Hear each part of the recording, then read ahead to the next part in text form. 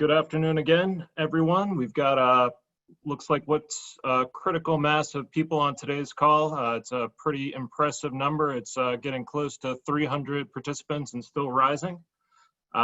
Thank you very much for joining us this afternoon. My name is Phegley. I'm the Director of Outreach and Engagement here at the Forum for Youth Investment in Washington, D.C. The Forum for Youth Investment was founded in 1998 with the tagline of moving ideas to impact, because we help leaders think differently about what it takes to manage and sustain change, whether they're in the process of planning and partnering for impact, improving and aligning policies, or strengthening practices and programs. Speaking of managing change, we're all working and adapting in a time of unprecedented change. What came as a shock to me when looking at the calendar is that we're 11 days away from the actual beginning of summer. It feels like it was March 13th the last time I was here in the offices. In a timely and important conversation for today's time, we have a wonderful group of presenters gathered today to discuss advancing equity through summer and school year partnerships. Karen Pittman, our CEO and co-founder, has been writing and blogging on this time and how we can build back better and broader. Her most recent blog, Summer Period, Learning Period, Loss Period, Leadership Period, challenges all of us to think carefully about the language we're using during these times. Due to the many COVID-19 disruptions, our young people are experiencing learning and experiencing loss in profound ways. As we head into summer and start to plan for fall reopenings, we can't let justifiable concerns about academic learning loss limit our ability to craft broader responses like the ones being discussed today. We will be sharing the link to that resource as well as many others during the call as well as afterwards. So I'd like to introduce our esteemed faculty for today. First, Aaron Dworkin joined the National Summer Learning Association as Chief Executive Officer on June 3rd, 2019, having most recently served as President of the After School All-Stars National Network, a nonprofit organization providing free after-school and summer programs to 90,000 low-income students in more than 450 Title I schools in 20 major cities across the United States. Over the last 12 years, Aaron led the organization through tremendous growth, significantly increasing the number of students served, doubling the After School All-Stars national footprint and annual revenue while opening a national office in Washington, D.C. to expand its advocacy efforts. Daniel Hatcher is the Director of Community Partnerships at the Alliance for a Healthier Generation, where he has served since 2008. Daniel has a BA in International Relations and a Master of Public Health, both from Western Kentucky University. You can follow Daniel as he speaks across the country on the topic of children's health via @HatchDW on Twitter. Third, we have Broderick Clark, Director of Technical Training at the National Summer Learning Association. Broderick has extensive experience working with the K-12 student population, primarily in an out-of-school time setting. He's recruited and trained hundreds of youth workers and volunteers, and as a seasoned professional development trainer, he incorporates research and best practices with interactive simulations to engage his audiences in dynamic learning experiences. And you should be able to see that from his beautiful space that he's in today. This session is being recorded. Later this week, it will be sent to everyone who registered and also posted to the forum website, along with any additional resources that are mentioned. All lines are muted to avoid background noise, but we strongly encourage you participating as much as possible via the chat. So it's now my pleasure to turn it over to Aaron.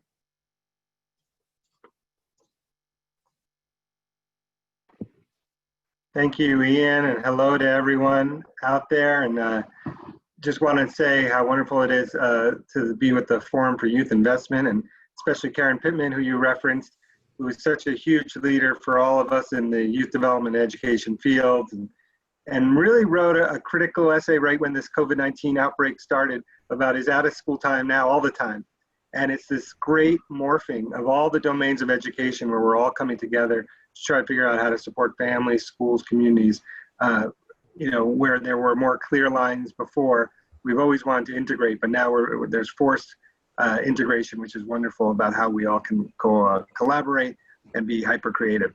So I'm going to share a little bit more about what NSLA has been up to. Summer is coming upon us, and I am very fortunate also to be with Daniel Hatcher, a longtime partner, and Broderick Clark, who not only works with NSLA, but has worked with Weichert Center and a million other groups, American Camp Association, and has so much great experience and expertise down on the ground working with families and students. Shout out to NIAS. Really shout out to NIAS.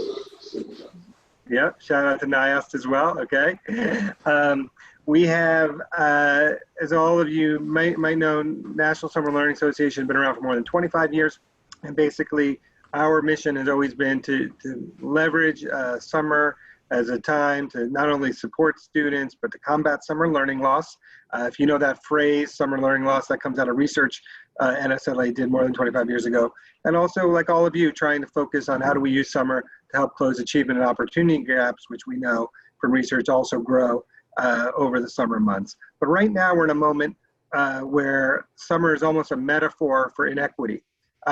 We always talk about summer as one of the most inequitable times in all of education, but if students are out of school at other times of the year, and what we saw that those with more resources are able to do more, and those with less can suffer more. So I think what we've learned from the summer learning field over the past few years is something, there are lessons that can be applied to the state that we're all in.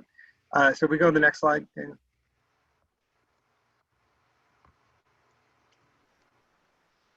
I don't know if it's shifting. Okay, so I'm just going to state a few obvious things here that people may know, and I know we're posting in the chat box, and after I go through a few points and Daniel does, I think we really want to hear from all of you who are working more closely and trying to navigate what does this summer look like, what does the fall and re-entry and kind of re-emergence back into school look like. That could be very different, and what do we do even if there is another outbreak and students are out of school for an extended few months later. But just a few things that we do know, the summer can be very difficult, and right now we are all, the entire country, not just students, are going through real trauma that needs to be addressed in programs. First and foremost, your staff, your families. We have more than 40 million people unemployed. We've had people home for months with all the challenges that that leads to. And then you see what's going on and the challenges in our society and the protests across the country and the great inequities that are trying to be addressed right now. So all of this is compounding. We are really in a traumatic state, and any summer program really needs to focus on how do we address that first and foremost. There's physical and emotional safety issues that we always want to address over summer.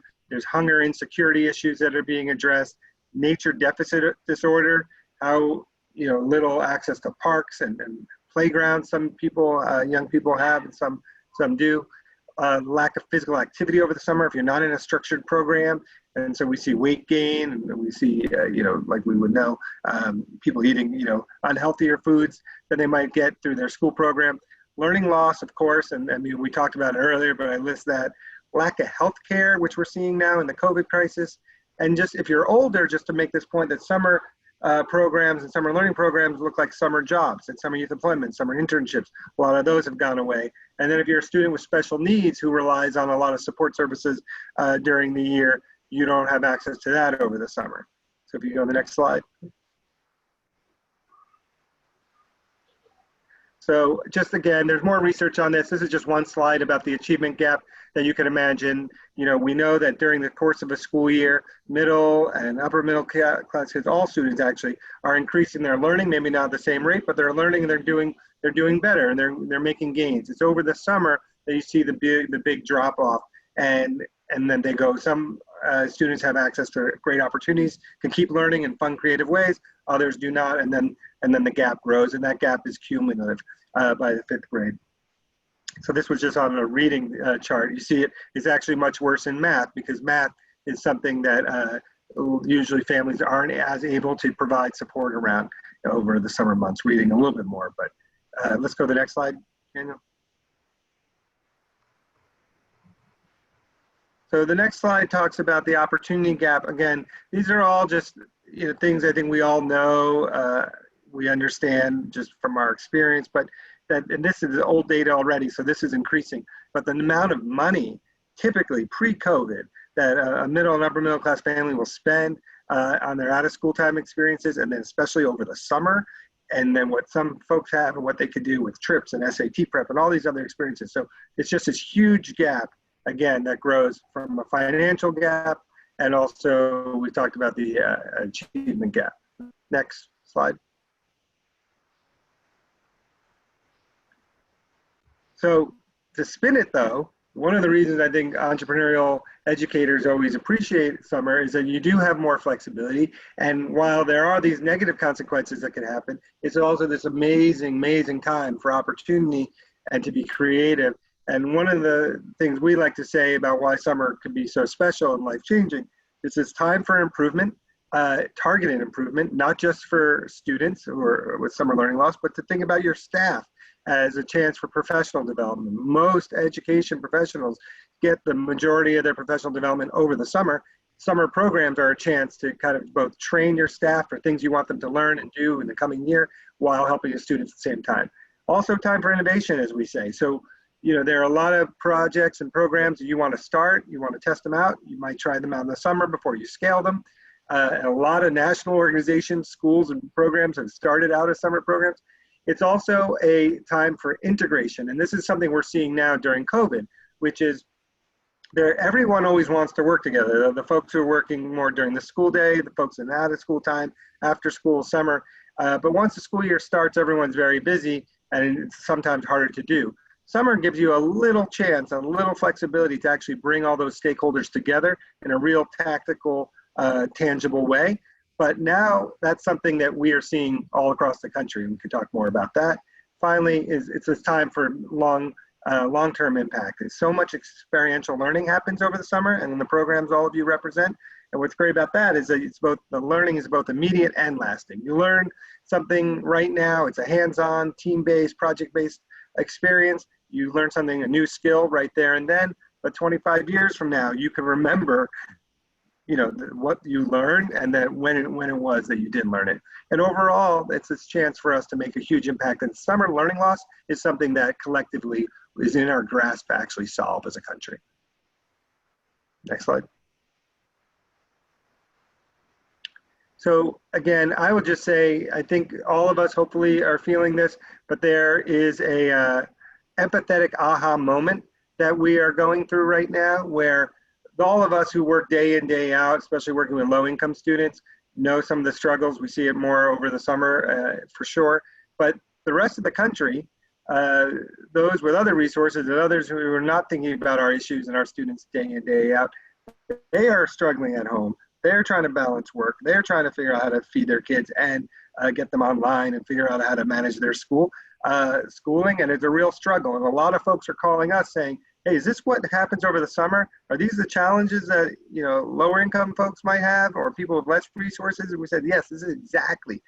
So for all of us, this is a chance to reach out to a broader swath of the public and bring them into our work. Because I think people are caring and seeing and experiencing the challenges we're all trying to address. I don't need to go through all the examples again, but it's also a time to be hyper creative because if there's limited resources and the need has gone up, none of us can do this work alone, and we have to find unlikely partners and connect the dots. And all of you, if you're in out of school time especially, you're great bridge builders, and you're great to kind of be in the middle and bring all the different stakeholders together. So being creative, being collaborative, understanding, and we can talk more about this later, Broderick especially has been doing a lot on this, that while we were in this race to be in virtual, and we have to for safety reasons and social distance reasons, that you need both. You still need the real world relationship building that all of us are so focused on. And it's not enough to just say, show up online and expect students are gonna come or the family's gonna be there. And how do you still check in other ways that make sure the relationships are happening? So the relationship and trust based. I do go to the next slide, please.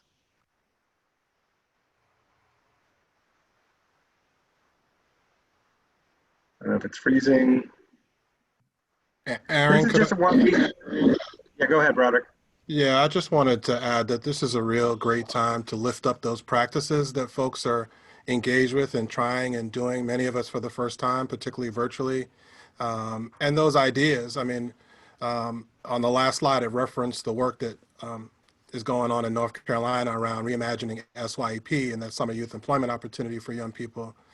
And just getting that information, I was able to turn that around in my local jurisdiction here. And while SYEP is still not happening as a result, it really began to influence the thinking around what's possible with distance-based workforce development. And so I just want to really encourage folks that, we've all been on a billion webinars and, there's a lot of things going, a lot of information. It can seem like overload. just share it, because you never know who that might touch and who it might influence. Absolutely, and there's so many resources that have been created and offered up, and we have them, and everyone's trying to share them out and trying to aggregate them. This is a new book that's just come out. It's an ebook of activities for families to do that our founder, Matthew Boulay, put out, and we're kind of making that available. But also all the Mott State After School networks, if you're close with them, have come together to create resources and activities for different age groups. Plus, so many other curriculum providers are trying to do a lot and be supportive in our space. It could be overwhelming. So I think a lot of people are looking to us to vet and find the best kind of resources and activities that programs and families can use. This is one example. Next slide. So you'll get access to all these slides, so I'm not going to go through them, but this is, I just thought, interesting key points about what the book is mentioning and what families can do to make sure they support their students. Go to the next slide. They're great partners. We have, as well as many others, have created different task forces and of partnerships to create and aggregate all this expertise. One great group that's focused on families is called Learning Heroes. I encourage you to go to their website, learningheroes.org. They've created not Summer Slide, but Summer Strides. And it's tools for families about how to support your students, especially around their learning and around their reading. So we have a whole guide that we worked with them that's out there that we'll make sure people have access to. Next slide. And just, again, I think now push has come to shove. Ian said it. If your programs aren't running the way you need, or your school district programs aren't, or the library, the public housing, or Parks and Rec, and people are like, what can I do? I mean, I would just say, hey, make sure that you recommend that we get healthy. We'll hear from Daniel ways to do that. That's really important. Get ready for school. Find a way. You can't do everything and make up everything you've just missed in school right now, but what is the weak spots, or what is your teachers recommending, and what is in one area you could focus on that'll get you ready for next year. Get a skill if you can. And when I say not going to learn a career, but learn something that will be useful, that ties to a student's passion, that could be fun. Apple just did a webinar with us about all their app developer curriculum that's free for folks if students are interested in that. So there's just a million different activities there that can kind of connect the dots between what a kid is passionate about, what a career opportunity is, and how it ties back to their school. And then I would just say for the last two here is about both of these reflect getting involved. Get involved as a mentor, become a mentee, leadership. There's so much we know in the world right now. Students have a voice that they need to express and they need to be empowered. So if we could put them in position this summer to do that, that will be really helpful. Next slide, please.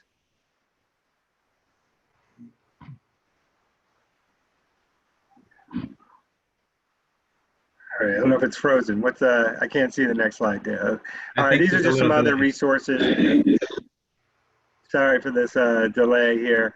Broderick was saying this, and a lot of folks are doing this. Forum for Youth Investments doing this, After School Alliance, Every Hour Counts, all these wonderful groups, the National After School Association. We're all doing webinars. We've been trying to do webinars that we've put the recordings on, anyone can look at, on all these different topics that are trying to lift up examples of successful programs or models or new ideas that people can learn from. So, I'll just highlight that, and all of this, again, will be available to everyone afterwards.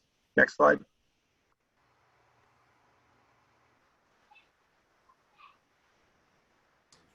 Okay. It's up, National Summer Broderick, Learning Week. what is it? National Summer Learning Week. Okay, this is, all right, thank you.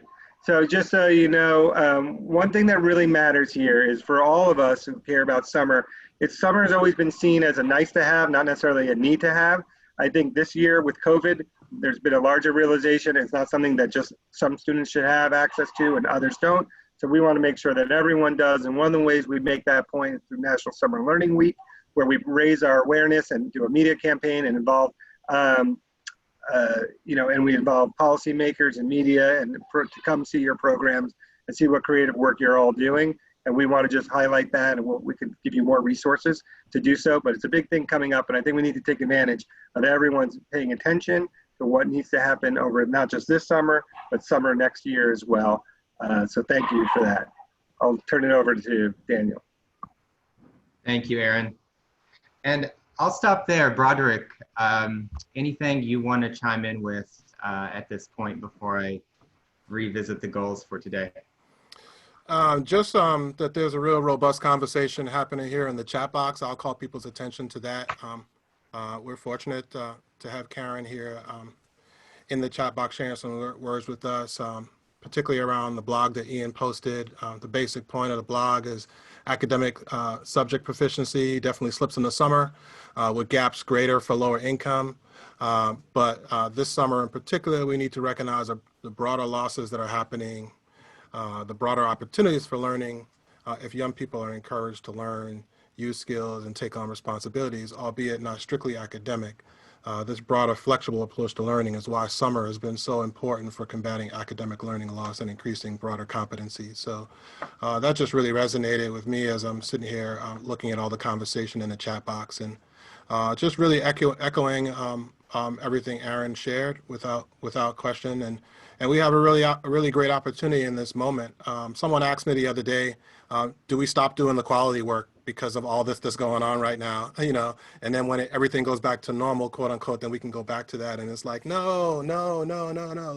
Let's look at all that quality language and talk about how we can apply that in the current context that we're living in. Quality is quality. Young people need to be safe and supported and given opportunities to learn and lead. That's pre-COVID, during COVID, and beyond COVID.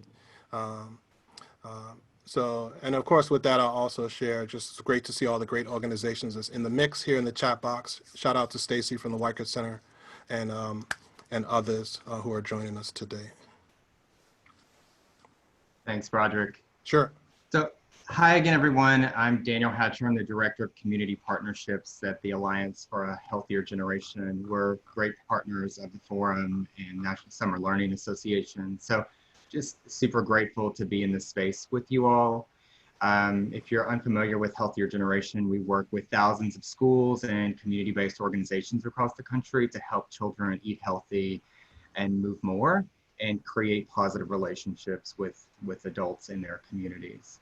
So I'm going to revisit the goals for today. The first one you can see if you're following along on the screen, is to acknowledge the importance of summer and school year collaboration for equity.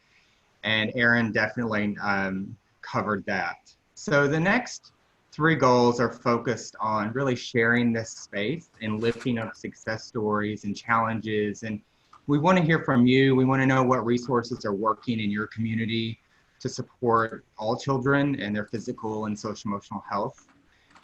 If you've ever been part of a Healthier Generation workshop or presentation, one of our key goals is to just create opportunities to connect and learn from what's happening on the grounds. And doing that right now is more important than ever. So I am excited that we do have the webinar chat feature, and the format for today will be a series of questions, and we want to really learn from you. And again, you're going to get a copy of this presentation. You can watch the recording. You'll get a list of the resources as well. So I hope you can use this time to take a deep breath and share and reflect on the last few weeks and where we're headed this summer and into the fall. So again, the format for the next 35 minutes, we're going to pose 4 discussion questions.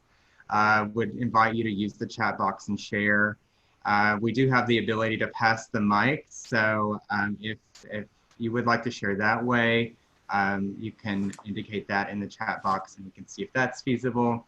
And then, of course, all the links and resources will be shared in the follow-up. So I'm going to start with this first discussion question, and Aaron and Broderick will be weaving in and out with thoughts and reflections as well. And I'll share some resources around how the Alliance for Healthier Generation is approaching school and community collaboration right now, and the resources that we have available. So the first question that I want you to reflect on is, in your community, how are summer programs inclusive of out-of-school time, and schools collaborating. How are these partnerships happening for you? So in your community, how are summer programs out of school and schools collaborating? How are these partnerships happening for you?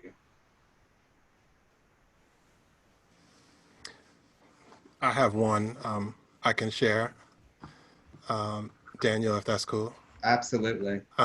So, you know, interagency collaboration sometimes is very difficult, especially, you know, in systems that might be characterized as highly bureaucratic in their own right. It's tough working in that insulated environment, then trying to connect to another institution is quite difficult. But these times that we're in right now really put us into a place. And so in Prince George's County, the Department of Parks and Recreation is partnering with the Office of Community Relations within the County Executive's office to give young people a platform to talk about how they're feeling during this time. And one of the great tenets of that is that, you know, adults speak less and really just allow the young people the opportunity and the full platform to do that. And so I think it's showing us that true collaboration, once it is truly intended to be such, and there's a desire to do that, that we can really do some really great things together in ways that we might not have had that success in the past because of the silo building that we're so used to. Thanks, Roderick. I appreciate you mentioning park and recreation. There was a comment in the chat box about the lack of coordination. Healthier Generation has a strong partnership with the National Recreation Park Association, and they've really been an anchor in so many communities as we've worked to help children eat healthy and stay active. We've actually supported about 2,000 recreation sites across the country. So I encourage you, if you're not connecting with your recreation agency right now, it's a really good opportunity to do that and find out how they're coordinating. Many of those rec agencies are partnering with schools. I believe one of the #1 partners of rec agencies are schools. So as you're thinking about the next few weeks and months, and if you feel uncertain, find one of those anchor partners like a park and rec that you can connect with. They've also played a huge role in helping kids get access to food this summer. So if that is a need in your community, and we know it is in so many. Yeah, we have a partnership with the Capital Area Food Bank where we're doing grab and go meals. And so any resident, you know, can just come up to one of our distribution locations in a socially distant, responsible way, pick up food. We also combine that with grab and grow. And so, you know, recreation departments are about the rec centers, but it's also about the environment and the green spaces and that kind of thing. So getting folks the materials that they need to do pollinator gardens and getting them to understand what invasive species are and how to identify that on your property and that kind of thing. It's just a really good link for us, especially, you know, when you talk about collaborating.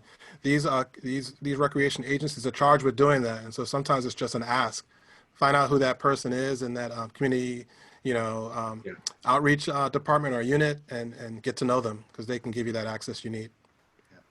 If I may, Daniel, I know they're receiving such great suggestions and ideas and examples in the chat box, but just again, I think the space limitations we all have are forcing collaboration as well. And even if we wanted to serve all the students, you can't by the CDC guidelines and your local health.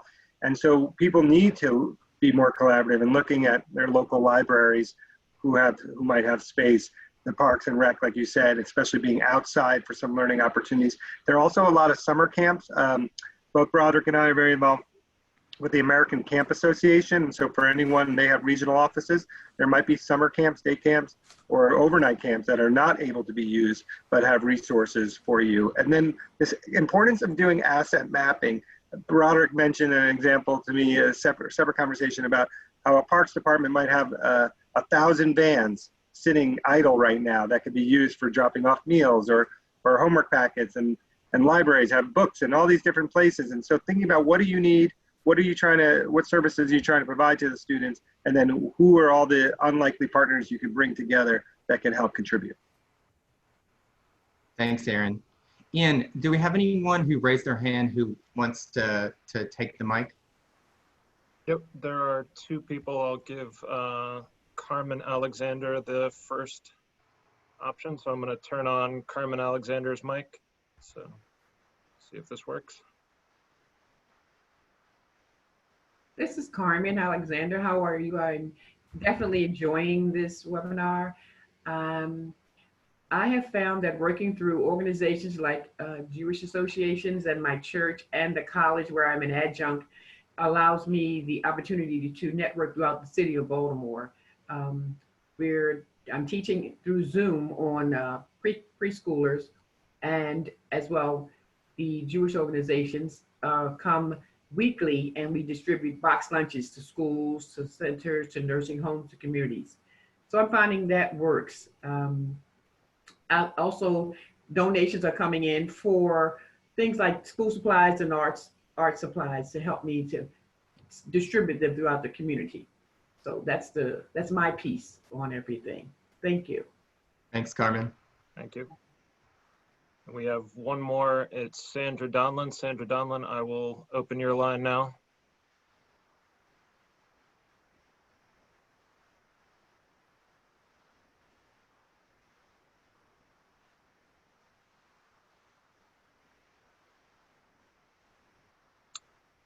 Sandra's still muted, so. There's just amazing conversation happening in the chat box. I'll just point people's attention to that. Really appreciate folks taking the time to really type all that out. We certainly won't be able to read all of it, but I'm sure we're able to capture this. Yes. Yep. And turn that around. So thank you. Thanks, Karen, for all your thoughts there. Suzanne, Jamie, Jaime, Crystal, we appreciate Felicia. We appreciate y'all for contributing in the chat box. So I'm gonna pivot to our second question just for time, and thank you for commenting in the chat box. Again, don't forget to raise your hand if you would like to take the mic. So the second question I want you to share is, how can summer and school year collaboration support the physical and social emotional health of all students, especially those experiencing adversity and trauma?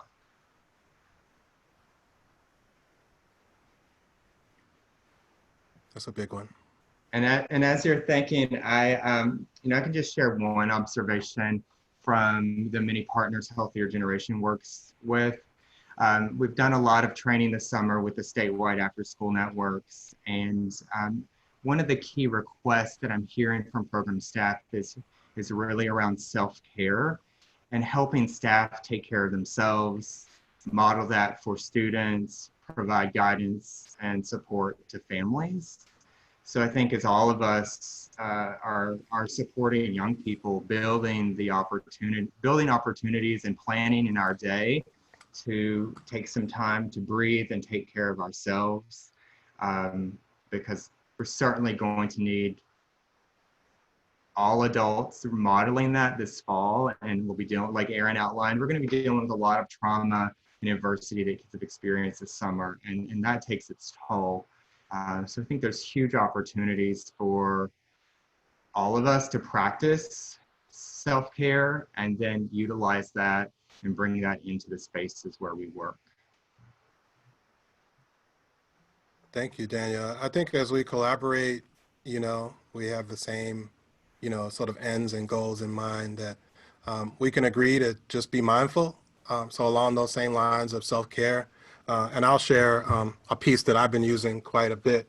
I don't know if you can see that, but it's mindfulness games, activity cards. I tend to do a lot of training and things with cards, but it's really chock full of things that you can do. And, we have business that we have to take care of course, but taking that 5 minutes in a training or in a staff meeting just to breathe and, recognize that we're in this space right now and how awesome that is, that, we're here right now in this moment and feel that breath just for a few minutes, I think would be huge and really set the tone, as we continue to learn and grow together.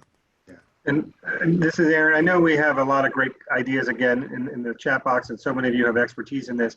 I just want to lift up a few resources. We did a webinar on kind of using sports as a healing tool, and Daniel, I think, was involved, but also if you're not familiar with Up to Us Sports, they are an organization that has funding through AmeriCorps to fund trauma-informed coaches to work in sports programs with young people.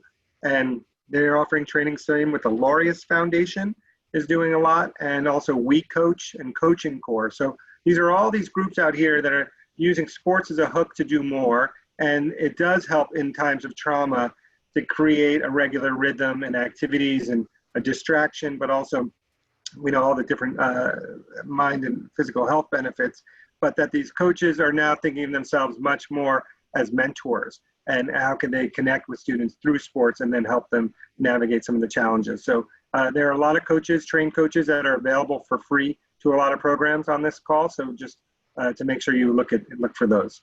Yeah. Thanks, Aaron. And to that point, thinking this link between summer and school year, I think one opportunity we all have is to create space and plan for opening circles and reflection time. And I went through a coach's training with the U.S. Soccer Foundation, and that was one of the key principles is before every practice and learning a soccer skill, having an opportunity to check in and share how you're feeling and dealing with uncertainty, which we know is going to be exacerbated this fall and even now. So, bringing yourself to the table to work with schools and your school wellness council to share those resources that you've utilized this summer and bring some of those coaching skills into the classroom. Ian, was there anyone with their hand raised? There are two people. I'm going to try Kimberly Wimbush first. So, Kim, your line should be live now. Can you hear me now? Yes. Okay, so I have an organization that is directly responsible for trying to reach the high school youth that are foster, guardian, or kinship care children. I work at PIW, Psychiatric Institute, but I've also worked with kids all my life, and I'm in my 50s. And this community doesn't get the benefit of all the resources that you are speaking about because many of them are in homes that are not doing anything but providing them a roof and food and clothing, but not the nurturing and the help they need and the resources they need to move forward once they come out. And the statistics are clear. 50% of foster kids across the United States over the last 50 years have not graduated. At one point it was at 70%. And with this pandemic, some of them, school is their only family. That's their only home where they have any normality. And being in foster care with that kind of mentality, they're traumatized. And not having the resource of being able to get to school, to have interaction with the people that they can blend with and bond with. We have a lot of kids out here that are just becoming PTSD for the trauma of not knowing what tomorrow's going to hold for them because they're in homes where they're not stable anyway.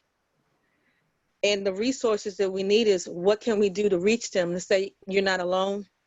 We can help you get through school. We can help you get to the next level of education if that's where you want to go. We can help you get the sense that you need to get a vocation, a skill if you don't want to go to college. But not think that I'm at this age and when I come out I have nothing because I have no skills. I'm not educated the way I should be. I'm not anything. And I need you. But who do you rely on? So my organization was actually trying to partner with PG County Schools, one of the high schools, just to, do a pilot to see how can we make this work? Can we build a program that can reach foster kids across the board, but just start to see how we build this resource so they can graduate and come out to something, because they don't know that they have resources, because nobody's ever told them that they have resources that will carry them through to the next level. And because of that, they drop out, they get pregnant, they join gangs, or they just live in limbo waiting for the next day to see when the ball is going to drop. So that's my organization. Now I don't know how to reach them because I have no avenue to them. Thank and they you don't know how to for, get the resources. thank you for lifting that up.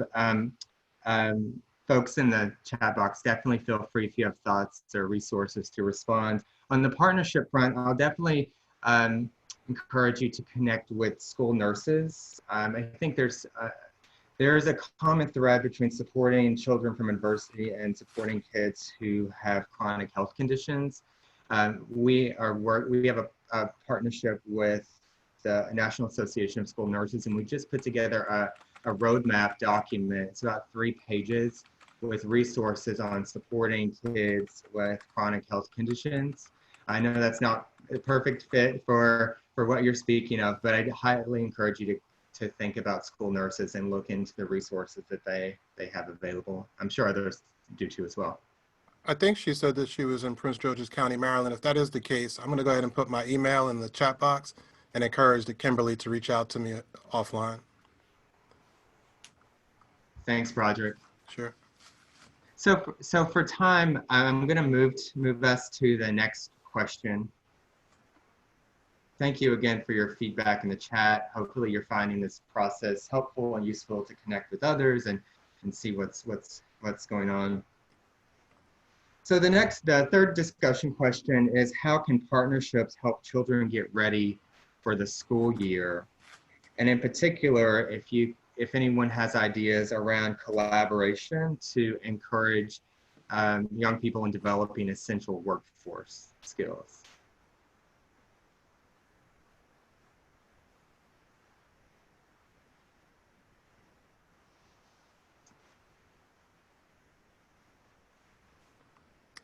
I mean, we have the Summer Starts in September guide at the National Summer Learning Association, and I love the book in general, but 2 of the sections that I tend to gravitate to a lot are this idea of partnerships and making sure that they are indeed true partnerships where, the multiple, the goals are shared and that the burden of the work is shared and that kind of thing. But also, there's just so many opportunities for workforce skills during the summertime, particularly for our teenagers, and converting some of those traditional experiences that we have into opportunities to learn a workforce skill, I think is huge. I mean, the Summer Youth Employment Program would not be possible in Prince George's County, Maryland without, partnering with folks like Six Flags and, the corporate community, the faith-based community. And, there just has to be this realization that we can't be all things by ourselves, but together we're stronger. So, I have a kinship with a librarian. Let's go. You want young people to read. I want young people to read. So let's figure it out. I got all these vehicles sitting in the lot that staff have to go and start just to make sure that they do start when all this is over. Well, let's start them and take some books across town and sit them in the park in a socially distant way and get young people reading with librarian on staff present. So I think this moment, like I said earlier, really puts us in a place. It's almost like it's a necessity to collaborate.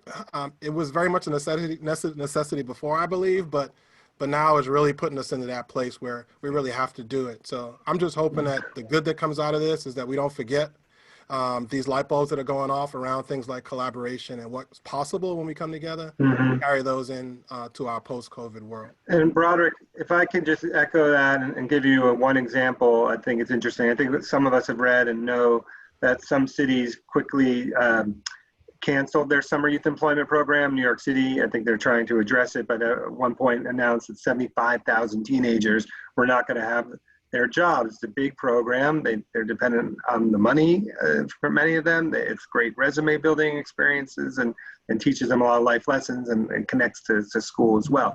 So a different example that was a little bit inspiring around the same time was a woman named Dawn Hill in North Carolina in Charlotte.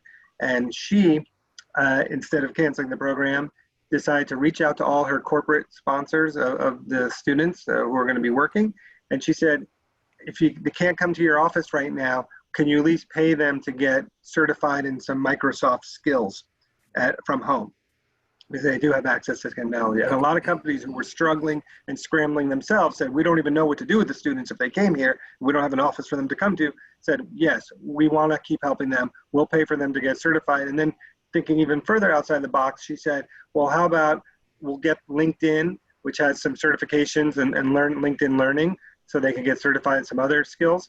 And when the time is right, we will then pay them to come work for you on a project now that they have these other skills, and you can even extend it maybe a little bit into the fall. And everyone bought into that, the whole city, the whole business community, the nonprofit community, to make that program keep going.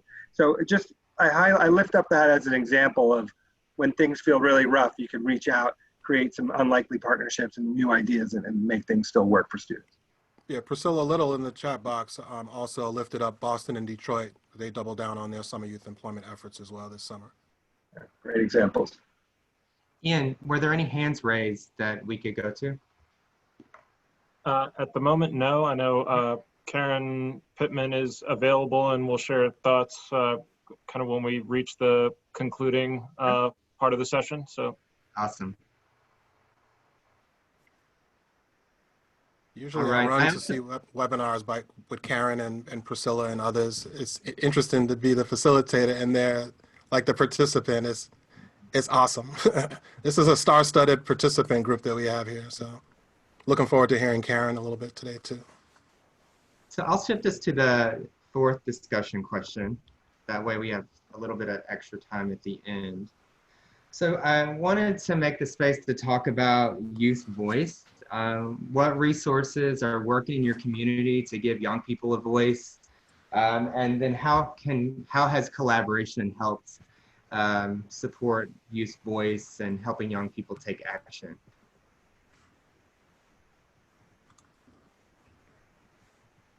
So youth voice, what's working?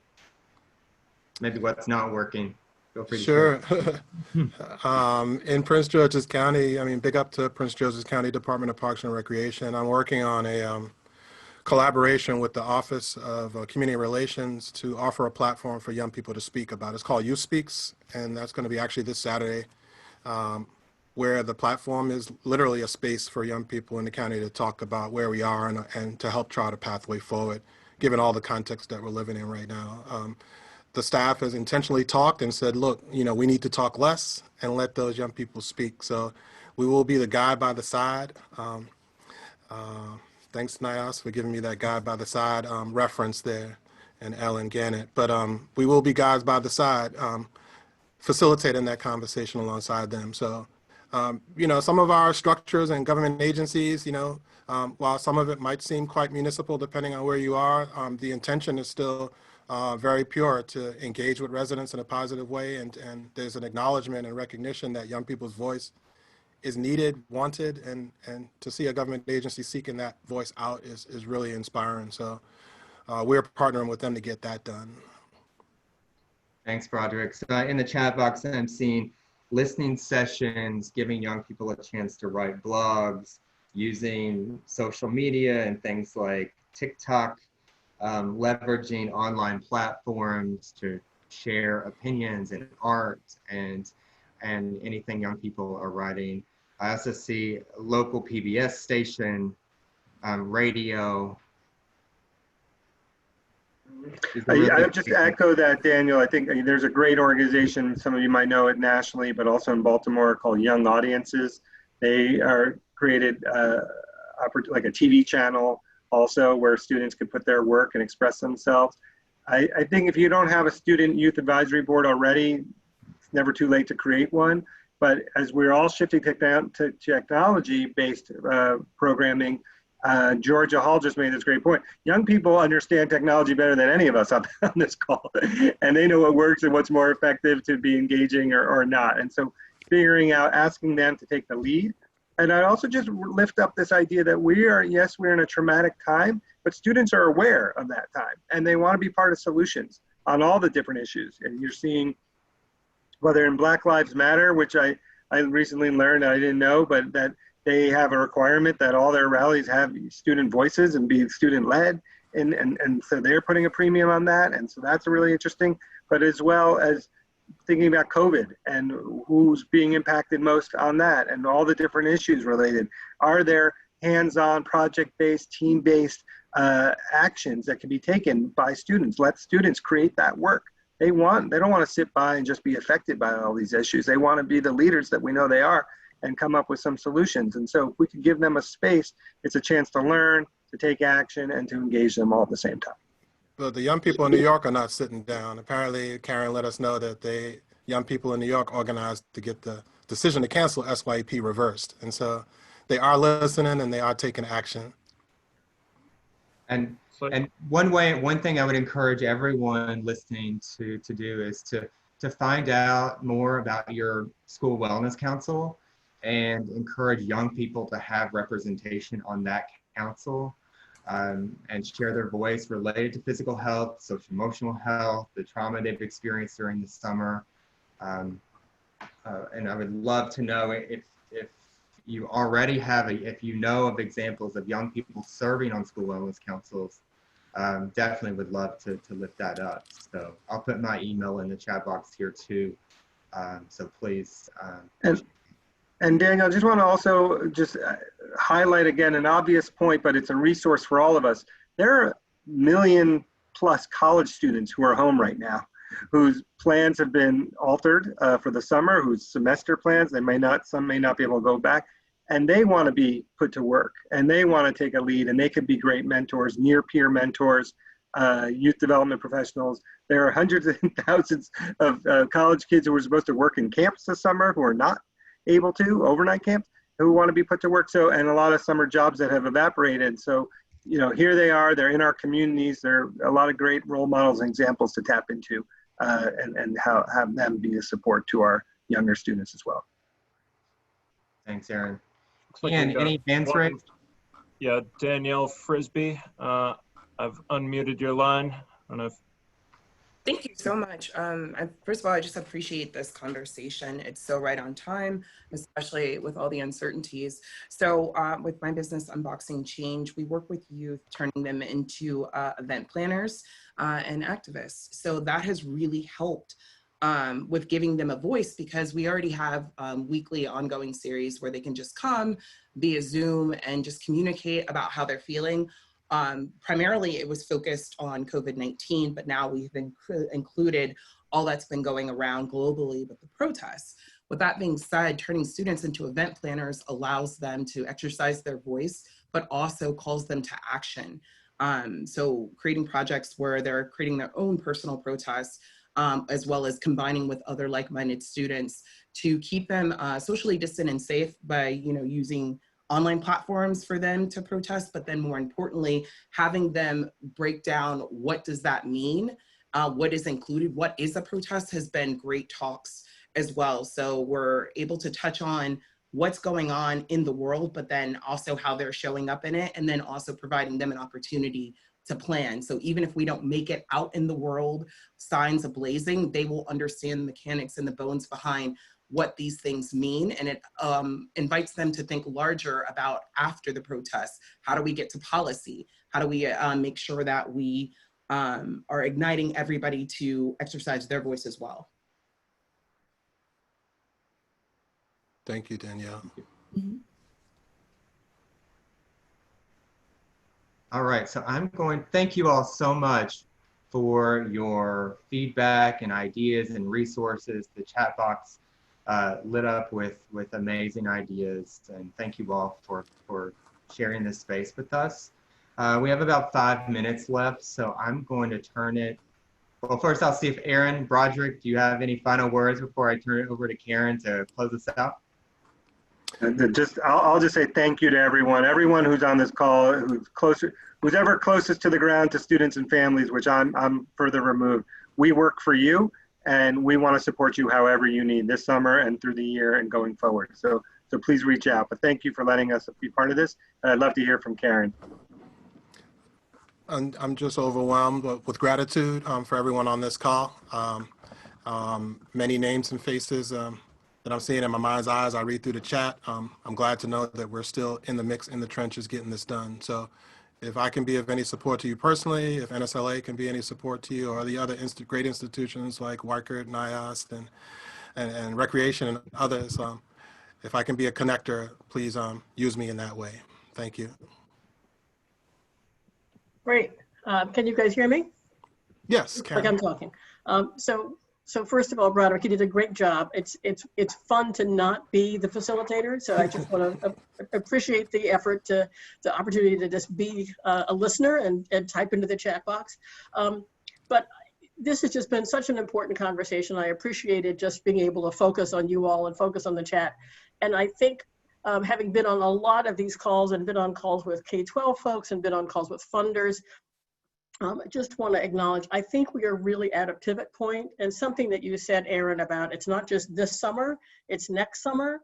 I think it really is the next 18 months continuously.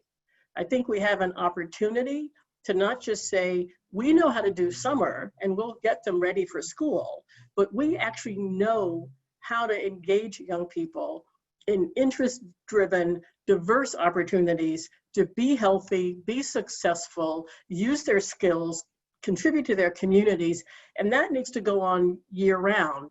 And what we are going to have is an opportunity to do that, because we're not going to go back to you show up in your building 9 to 3 and then you come out and go to after school. Schools are going to be doing split schedules.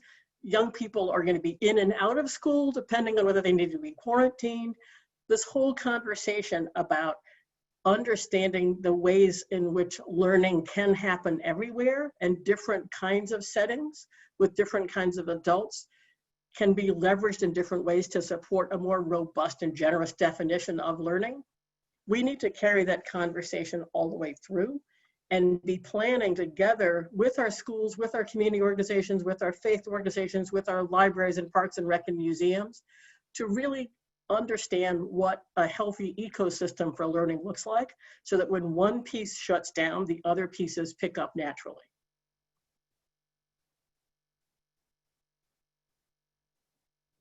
Thank you for that, Karen. Appreciate you very much. Yeah, thank you. Ian, is there other folks you want to bring on, or how would you like to wrap?